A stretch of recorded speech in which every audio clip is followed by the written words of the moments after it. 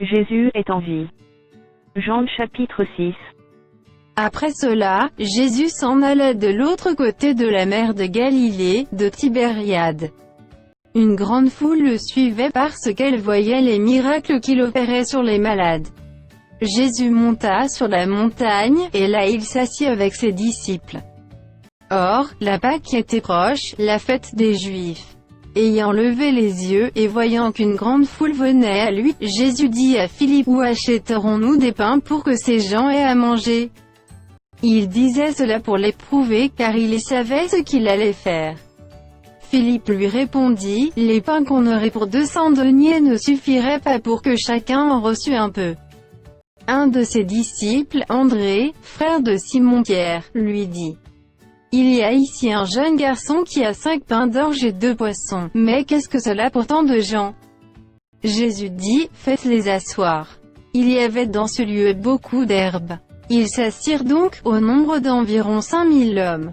Jésus prit les pains, rendit grâce, et les distribua à ceux qui étaient assis, et il leur donna de même des poissons, autant qu'ils en voulurent. Lorsqu'ils furent rassasiés, il dit à ses disciples: Ramassez les morceaux qui restent afin que rien ne se perde. Ils les ramassèrent donc, et ils remplirent 12 paniers avec les morceaux qui restèrent des 5 pains d'orge, après que tous eurent mangé. Ces gens, ayant vu le miracle que Jésus avait fait, disaient: Celui-ci est vraiment le prophète qui doit venir dans le monde. Et Jésus, sachant qu'ils allaient venir l'enlever pour le faire roi, se retira de nouveau sur la montagne, lui seul. Quand le soir fut venu, ses disciples descendirent au bord de la mer. Étant montés dans une barque, ils traversaient la mer pour se rendre à Capernaum. Il faisait déjà nuit, et Jésus ne les avait pas encore rejoints. Il soufflait un grand vent, et la mer était agitée. Après avoir ramé environ 25 ou 30 stades, ils virent Jésus marchant sur la mer et s'approchant de la barque. Et ils eurent peur. Mais Jésus leur dit: C'est moi, n'ayez pas peur. Ils voulaient donc le prendre dans la barque, et aussitôt la barque aborda au lieu où ils allaient.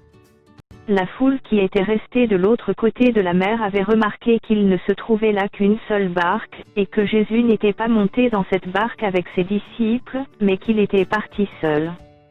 Le lendemain, comme d'autres barques étaient arrivées de Tibériade près du lieu où ils avaient mangé le pain après que le Seigneur eut rendu grâce. Les gens de la foule, ayant vu que ni Jésus ni ses disciples n'étaient là, montèrent eux-mêmes dans ces barques et allèrent à Capernaum à la recherche de Jésus. Et l'ayant trouvé au-delà de la mer, ils lui dirent: Rabbi, quand es-tu venu ici? Jésus leur répondit: En vérité, je vous le dis, vous me cherchez, non parce que vous avez vu des miracles, mais parce que vous avez mangé des pains et que vous avez été rassasiés. Travaillez, non pour la nourriture qui périt, mais pour celle qui subsiste pour la vie éternelle, et que le Fils de l'homme vous donnera, car c'est lui que le Père, que Dieu a marqué de son sceau. Ils lui dirent: Que devons-nous faire pour faire les œuvres de Dieu? Jésus leur répondit: L'œuvre de Dieu, c'est que vous croyez en celui qui l'a envoyé. Quel miracle fais-tu donc, lui dirent-ils, afin que nous le voyions, et que nous croyions en toi? Que fais-tu? Nos pères ont mangé la manne dans le désert, selon ce qui est écrit, et il leur donna le pain du ciel à manger. Jésus leur dit: En vérité, je vous le dis, Moïse ne vous a pas donné le pain du ciel, mais mon Père vous donne le vrai pain du ciel. Car le pain de Dieu, c'est celui qui descend du ciel et qui donne la vie au monde. Ils lui dirent: Seigneur, donne-nous toujours ce pain. Jésus leur dit: Je suis le pain de vie. Celui qui vient à moi n'aura jamais faim, et celui qui croit en moi n'aura jamais soif. Mais, je vous l'ai dit, vous m'avez vu, et vous ne croyez point. Tout ce que le Père me donne viendront à moi, et je ne mettrai pas dehors celui qui vient à moi. Car je suis descendu du ciel pour faire, non ma volonté, mais la volonté de celui qui m'a envoyé. Or, la volonté de celui qui m'a envoyé, c'est que je ne perde rien de tout ce qu'il m'a donné, mais que je le ressuscite au dernier jour. La volonté de mon Père, c'est que quiconque voit le Fils et croit en lui ait la vie éternelle, et je le ressusciterai au dernier jour. Les Juifs murmuraient à son sujet, parce qu'il avait dit « Je suis le pain qui est descendu du ciel ». Et ils disaient « N'est-ce pas là Jésus, le fils de Joseph, celui dont nous connaissons le père et la mère? Comment, donc, dit-il, je suis descendu du ciel ?» Jésus leur répondit « Ne murmurez pas entre vous.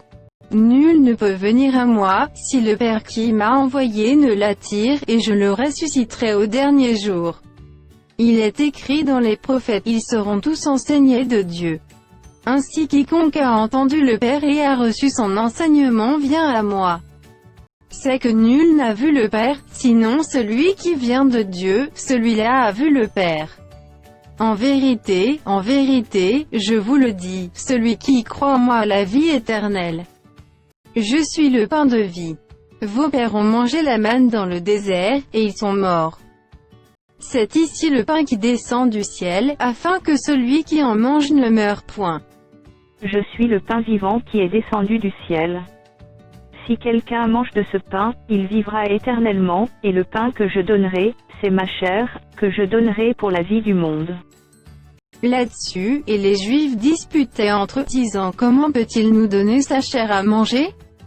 Jésus leur dit, en vérité, je vous le dis, si vous ne mangez la chair du Fils de l'homme, et si vous ne buvez son sang, vous n'avez point la vie en vous-même.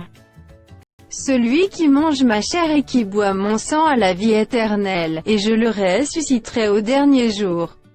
Car ma chair est vraiment une nourriture, et mon sang est vraiment un breuvage.